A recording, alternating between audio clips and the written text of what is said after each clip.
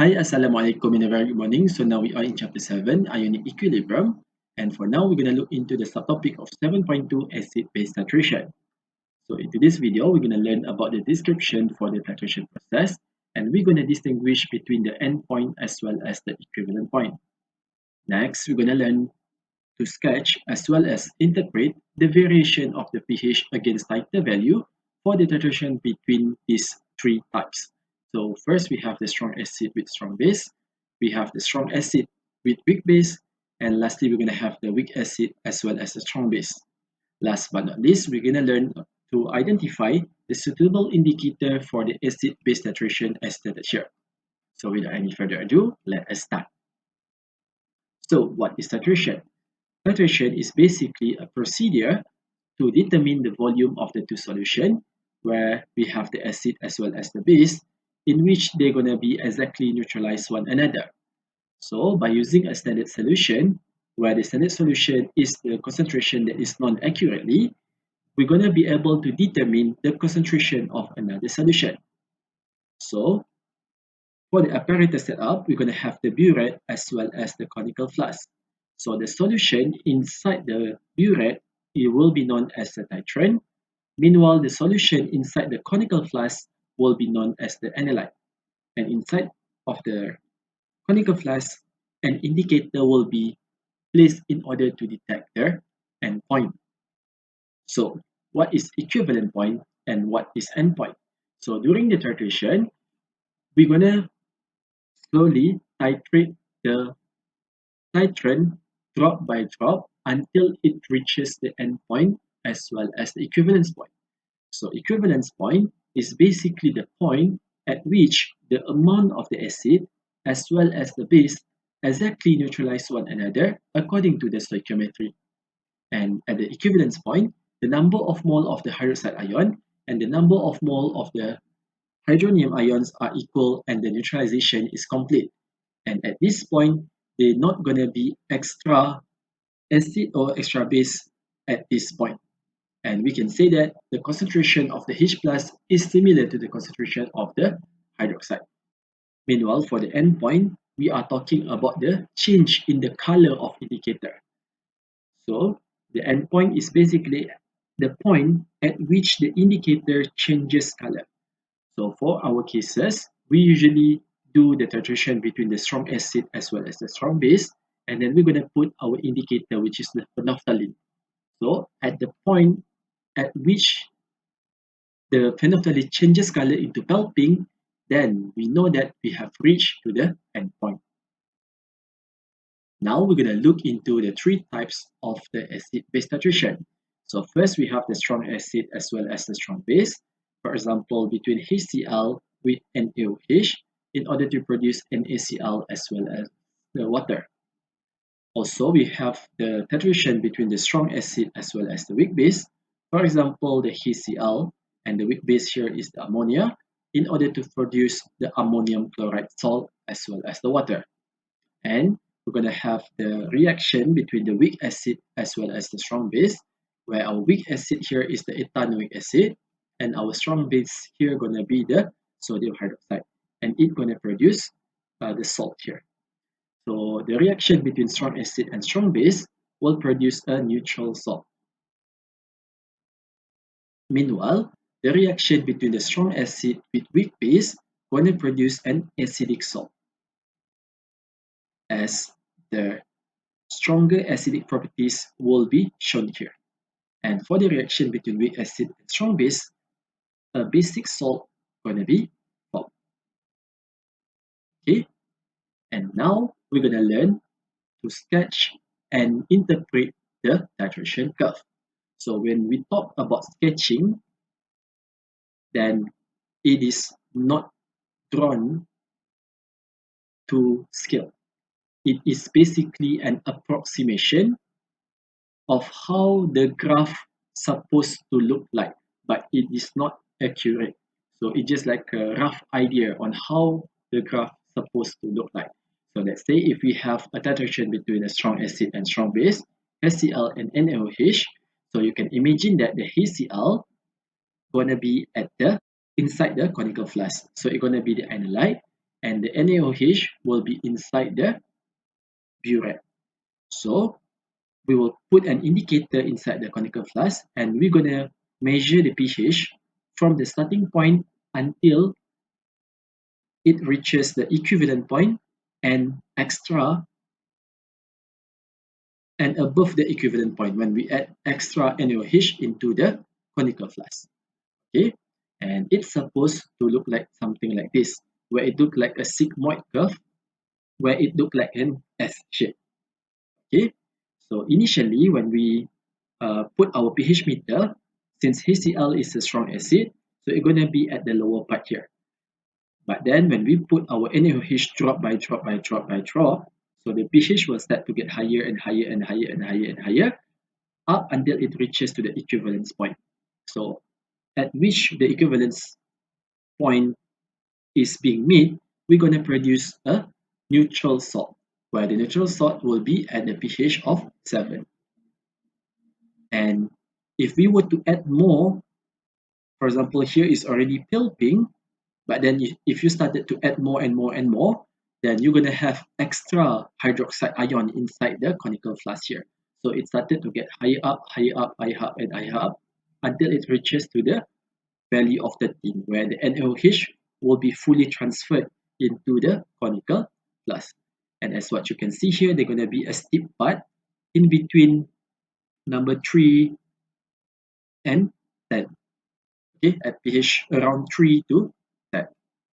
Okay, and we can also flip the situation in where if we were to put our NaOH at the conical flask at the start of the reaction and our HCl to be at the burette, what we're going to see is the reverse.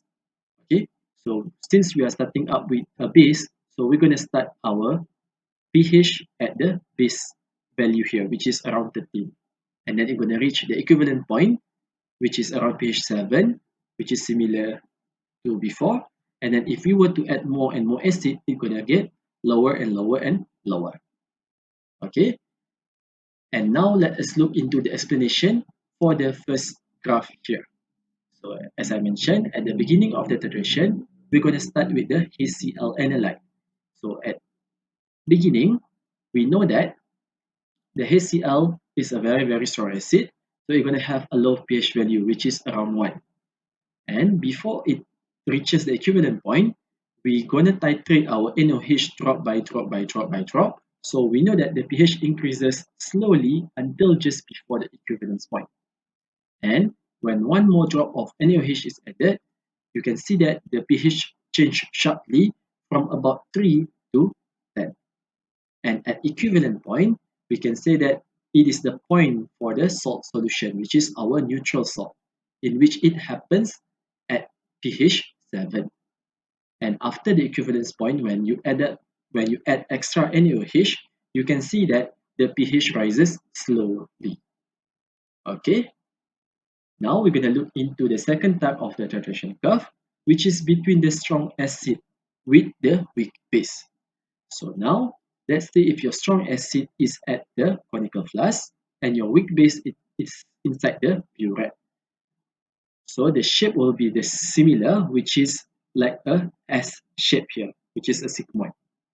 Okay, so since it started off with the strong acid, so you're going to start at the very low pH, and then it's going to increase slowly as the ammonia is being added until it reaches to the equivalent point, which is around pH 5. Because you know that at the equivalent point, it's referring to the acidic salt, okay, which is the NH4Cl here. Okay, and if you were to add more ammonia, it will increases slowly. And as mentioned before, we can also change the position. Let's say at the beginning of the reaction, you wanted to put ammonia at the bottom and then HCl inside the burette. What you're going to get is the reverse of your graph, which is S is being inverted. So the other part will still be the same, which is the equivalent point will still be at the pH of 5, showing that the acidic salt is formed. Okay, so now let us look into the explanation for the HCl to be the analyte and the ammonia to be inside the burette. So at the beginning, you can say that the pH will have a low value, since inside the conical flask, it is a strong acid. But once we put more NH3 to the HCl, we can see that the pH started to increase slowly, and slowly until before it reaches the equivalent point. But when one more drop is added into the HCl analyte, you can see that the pH started to change sharply, where it goes from around 3 to 7. And at the equivalence point, we can say that it refers to the pH of the salt solution, which in this case, it refers to the NH4Cl salt, in which it has a pH of 5. And after the equivalence point, where we added extra NH3, we can see that the pH was started to rise up slowly. Okay, and then for the third type, we have the weak acid as well as the strong base.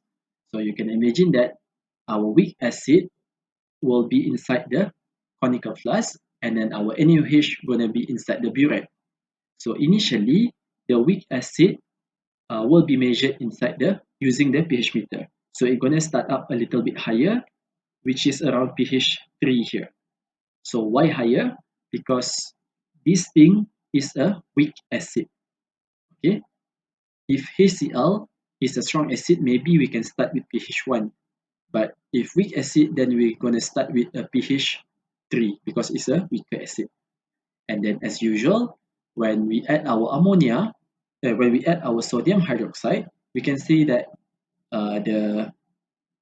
the pH started to get higher and higher and higher and higher until it reaches to the equivalence point, which is around pH 9. Okay, and this refers to the formation of the CH3COO which is a basic salt. Okay, and sometimes you're going to see the curve here, which refers to the buffer region.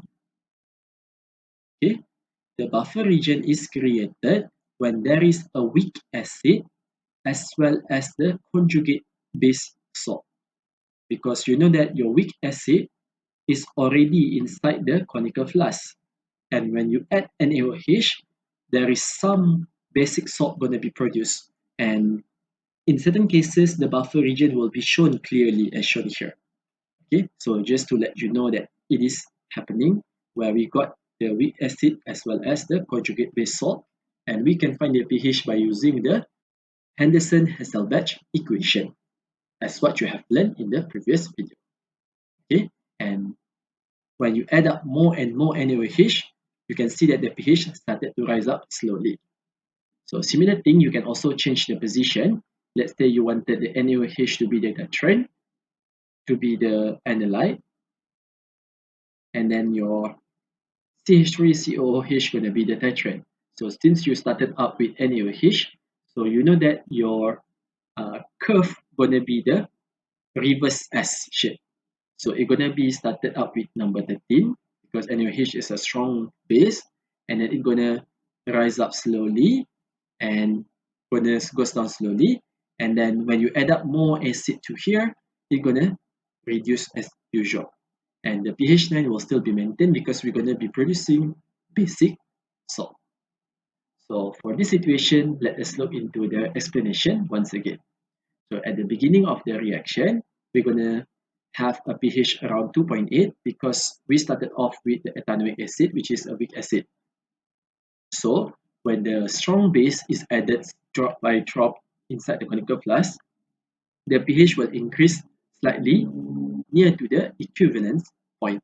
And when there is a little bit of curvy here, it shows that we're going to have a buffer region. And when one more drop is added, we can see that the pH changed sharply from around 7 to 11. So we can say that there is a steep change. And at the equivalent point, we can say that we're going to get the basic salt with a pH of 9. Okay. And after the equivalent point, if we are adding more and more base into here, we can see that the pH started to rise up very, very slowly. Okay, so this basically shows the different sketching for different types of titration, which is an approximation, which is agak-agak bentuk dia macam mana. Alright, and now we're going to look into the acid-base indicator. So indicator is basically a substance that is added to the solution in the receiving vessel, which is in the conical flask, and will undergo a color change upon reaching the endpoint. So in order to choose the best indicator, we need to select the endpoint pH range that is lies on the steep part of the titration curve. What is meant by this was, we need to choose our indicator that lies within this region. So to understand more about this, let us look into the example. So for example number 1, we need to choose the suitable indicator based on the table given. So we have the indicator here, and then we have the pH range. So 20 cm cube of 0.1 molar HCl is titrated with 0.1 molar of NaOH. So you know that it is a reaction between a strong acid as well as a strong base. So the pH range is approximately 3 to 11, and the pH is equal to 7 at the equivalence point. So you know that the graph will be looking something like this. Okay, so the range will go from 3 up to 11. So it's a titration between a strong acid as well as the strong base. So the steep part lies within this region, which is around 3 to 11. Okay, so in this case, we need to look at our indicator. So the first indicator, which is metal orange, it have a pH range between 3.2 until 4.4. Is this inside this range? Yes, the answer is yes. So metal orange can be used in order to detect the endpoint. How about metal red? 4.8 until 6. Yes, they are inside this range. So they can also be used. And then how about the phenolphthalein? Yes, phenolphthalein can also be used because it is between 8 to 10. The range here is between 3 to 11. So this can also be used. And therefore, the answer is all the three indicators can be used. Now we're going to look into the next example, which is a titration between the weak acid as well as a strong base. Okay, and we're going to produce a basic salt with having a pH greater than 7. The pH range is approximately 7 to 11. Okay, so it is a titration between a weak acid as well as a strong base. So the titration curve going to be looking something like this, and it's going to have a steep part from 7 to 11, which is on this side. So we're going to see whether this indicator fall within this range or not. So 7 to 11, which is given. So 3.2 until 4.4, is this in within this range? The answer is no. 4.8 to 6, no, it is not in the range. How about phenolphthalein? Yes, they are in the range. So for this question, the answer going to be phenolphthalein on D.